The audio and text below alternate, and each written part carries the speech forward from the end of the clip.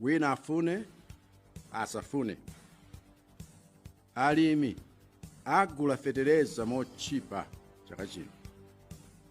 Ngakhale mtengo wa fetereza amene wakwera mdziko lonse lapansi, ndipo mwina ukhoza kukwera mtengo pang'ono kunoku, koma chifukwa choti izi zizachitika pa dziko lonse lapansi, sikukwera kumene ena wachita kwathu kuno pofuna kuti alimi akhaule. Zimenezo sindilola.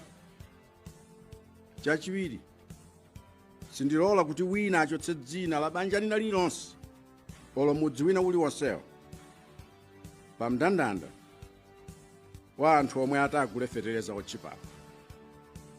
Zimene zonso ine ndiye ndikukaniratu. Kumeneku nkutengera boma kumtoso ngati nyama ya galu. Ngati pali anthu ena amene amasunga dziko lino, ndiye ndi alimi.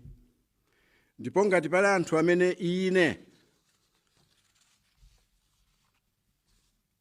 ndinalumbira ndithu kuti ndidzawamenyera nkhondo na alimiwo. Yense amene akuchita zozunza alimi adziwe kuti ulimbana ndi Chakwera ndipo sazikwanitsa.